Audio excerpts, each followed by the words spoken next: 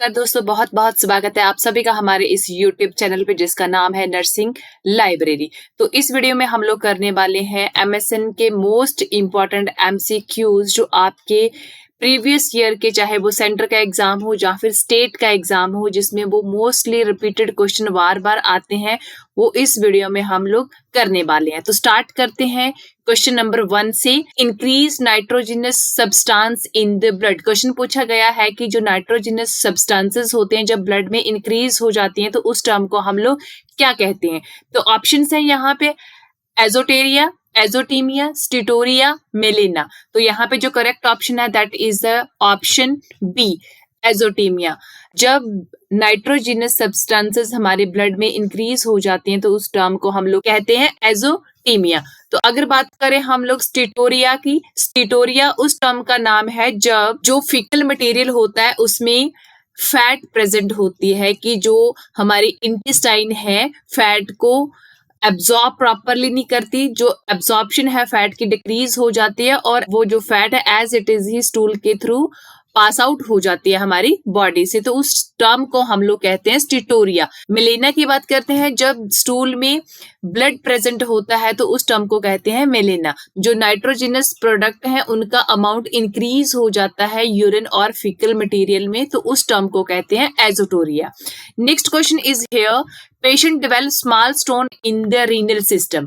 In order to promote the passage of these stone in the urine, patient is advised to. यहाँ पे question पूछा गया है कि एक पेशेंट है, उसको स्मॉल स्टोन जो है डेवलप हो गए हैं रीनल सिस्टम में, तो इनको पास आउट करने के लिए, कि उसका जो स्टोन्स जो डेवलप हुए हैं उनको पास आउट करने के लिए through the urine as a nurse patient को क्या एडवाइस देंगे। तो यहाँ पे ऑप्शंस है increase the fluid intake, ambulate the patient, avoid activities, या फिर ऑप्शन ए और बी दोनों करेक्ट हैं। तो यहाँ पे जो करेक्ट ऑप्शन जाने वाला है that is the option D, both A and B. हम एज अ नर्स पेशेंट को कहेंगे कि जो उसका फ्लूइड इनटेक है उसको इंक्रीज कर दे और एम्बुलेट करे। जो स्टोन्स डेवलप हुए हैं उसके रीनल सिस्टम में वो यूरिन के थ्रू पास आउट हो जाएंगे अगर वो अपने फ्लूइड की इनटेक है जो इंक्रीज कर देगा।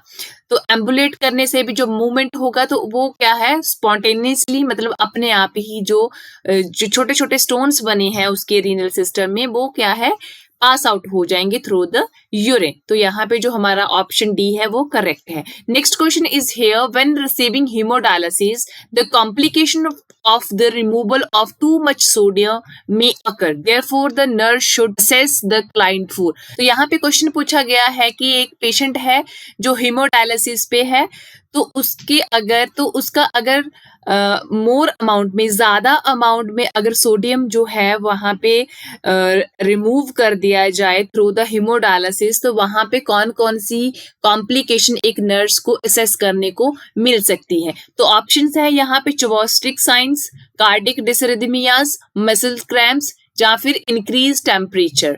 तो यहाँ पे हमें करेक्ट ऑप्शन बताना है कि हीमोडायलिसिस में अगर ज्यादा एक्सेस अमाउंट में अगर सोडियम रिमूव कर दिया जाए बॉडी में से तो उसका कॉम्प्लिकेशन क्या देखने को मिलेगा। तो हमारा यहाँ पे जो करेक्ट ऑप्शन जाता है that is the option C, muscle cramps. तो हमें पता है कि जब हमारी बॉडी में से सोडियम रिमूव हो जाता है या फिर बॉडी में सोडियम का अमाउंट कम हो जाता है तो वो क्या कॉज करता है, वो मसल क्रैम्प्स कॉज करता है।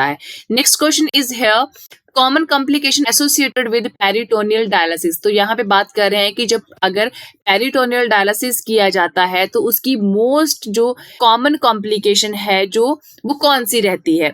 तो ऑप्शंस है यहाँ पे ओवरफ्लो प्रॉब्लम, पेरिटोनाइटिस, ब्लीडिंग, या फिर बैकएक। तो यहाँ पे जो करेक्ट ऑप्शन है that is the option B, peritonitis.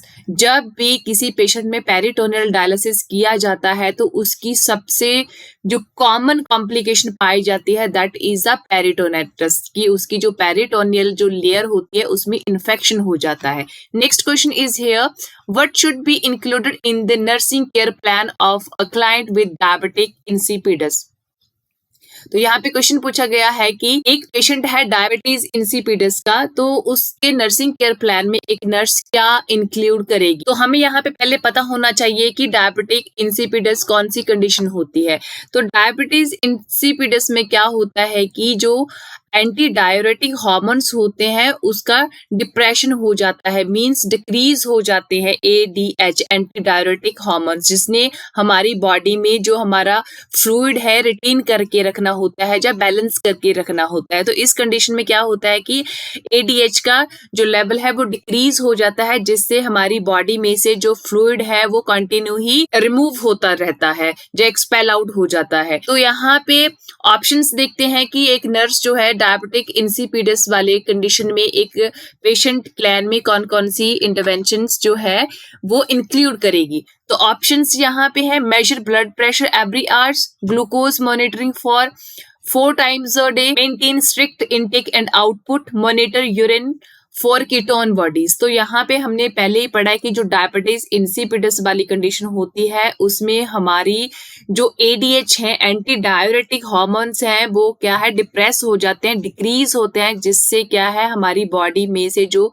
Urine है वो एक्सेस अमाउंट में पास आउट होता है। करेक्ट ऑप्शन है ऑप्शन सी कि maintain strict intake and output chart of the patient, कि हमें स्ट्रिक्टली इनटेक क्या कर रहा है पेशेंट और आउटपुट कितना हो रहा है, कितना आउटपुट जा रहा है पेशेंट का, वो हमें प्रॉपरली मेंटेन करके रखना है कि कहीं पेशेंट जो यूरिन है पास आउट करने से डिहाइड्रेटेड ना हो जाए, जब पेशेंट जो है वो शॉक में ना चला जाए, हाइपोवॉलेमिक शॉक में ना चला जाए।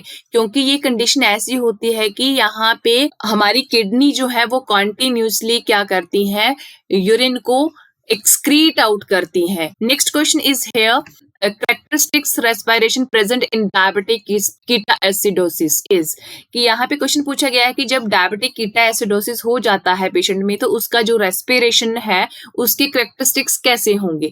तो ऑप्शन है कुशमाल रेस्पिरेशन, काइनेस्टॉक रेस्पिरेशन, हाइपरवेंटिलेशन या फिर एपनिया। तो यहाँ पे करेक्ट ऑप्शन जाने वाला है ऑप्शन ए कुशमाल रेस्पिरेशन। उसमें क्या होता है कि जो पेशेंट की रेस्पिरेशन होती है उसका रेट भी इंक्रीज हो जाता है प्लस उसकी रेस्पिरेशन की डेप्थ भी इंक्रीज हो जाती है। रेट प्लस डेप्थ जब दोनों ही इंक्रीज हो जाएंगी तो इस टाइप की रेस्पिरेशन को हम लोग कहते हैं कुशमाल रेस्पिरेशन। तो इस टाइप की जो रेस्पिरेशन है हमें डायबिटिक कीटोएसिडोसिस वाले पेशेंट में देखने को मिलती है। Next question is here, which of the following is expected from a patient who had coronary artery bypass graft CABG with mammary artery graft a week before। तो यहाँ पे क्वेश्चन पूछा गया है कि जो ऑप्शंस दिए गए हैं कौन सी एक ऑप्शन है जो एक्सपेक्टेड रहेगा एक पेशेंट में जिसका कॉर्नरी आर्टरी बाईपास हुआ है एक वीक पहले। तो यहाँ पे ऑप्शंस है ankle oedema, depression, dizziness, memory lapses. तो यहाँ पे जो करेक्ट ऑप्शन है that is the option B depression. जिस पेशेंट का CABG हुआ है तो उस पेशेंट में हमें डिप्रेशन देखने को मिल सकता है। Next question is here, Mrs. Nita has been received from operation room by the PICU nurse after the coronary artery bypass grafting procedure. Which of the following intervention would be appreciated to prevent early complication? तो यहाँ पे basically जो question पूछा गया है कि एक patient है जिसका कॉर्नरी आर्टरी बाईपास ग्राफ्टिंग की गई है तो नर्स ने उसे रिसीव किया है, तो यहाँ पे कौन सी ऐसी इंटरवेंशन होगी जो इस पेशेंट में अर्ली कॉम्प्लिकेशन होने से प्रिवेंट कर सकती है। तो यहाँ पे ऑप्शंस है employing leg exercise and turning him in bed every 2 hourly, Option B, keeping him from ambulating until the day after surgery, keeping him cool with light patent body cover to prevent elevated temperature, positioning him in bed with pillow placed under his knee to improve venous return। तो यहाँ पे जो correct option जाने वाला है that is the option A, employing leg exercise and turning him in bed every 2 hourly। Patient को हमने क्या करना है उसकी लेग की एक्सरसाइज करवानी है ताकि वहां पे किसी भी तरह का कोई क्लॉट फॉर्मेशन ना हो और उसकी जो पोजीशन है हमें एवरी 2 hourly चेंज करते रहना है कि उसकी बॉडी की मेनली उसकी लोअर एक्सट्रीमिटीज जो है वो मूव करती रहे, उनकी एक्सरसाइज होती रहे, जिससे वहां पे किसी भी टाइप का क्लॉट फॉर्मेशन होने से हम लोग प्रिवेंट कर सकते हैं।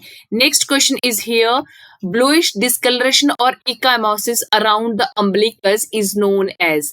जब हमारे जो अम्बिलिकस है उसके अराउंड डिस्कलरेशन हो जाती है या फिर ब्लूइश डिस्कलरेशन जिसे हम कहते हैं, या इकाइमोसिस जो हो जाता है, उस टर्म को हम लोग क्या कहते हैं? तो यहाँ पे ऑप्शन है Homan sign, Kernig sign, Cullen sign या फिर ओजिएंडर साइन। तो यहाँ पे जो करेक्ट ऑप्शन है that is the option C, Cullen sign. तो जब हमारी जो अम्बिलिकस है उसके अराउंड इकाइमोसिस मींस उसके सराउंडिंग एरिया में ब्लूइश डिस्कलरेशन हो जाएगा, तो उस साइन को हम लोग कहते हैं कूलन साइन। ये वाला साइन जो है बेसिकली रिलेटेड होता है पैनक्रियाटाइटिस से, तो इस कंडीशन को हम लोग कहेंगे कूलन साइन।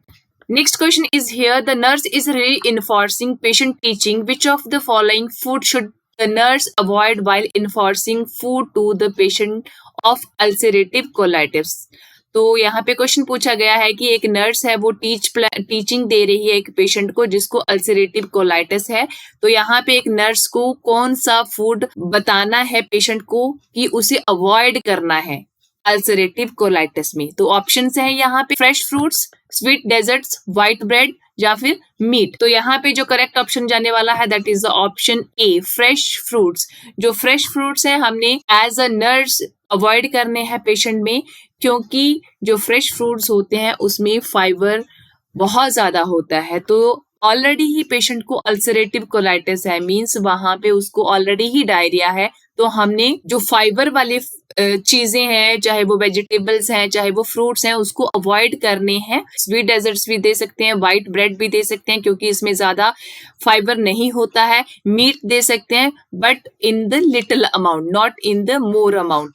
तो यहाँ पे जो करेक्ट ऑप्शन है that is the option A,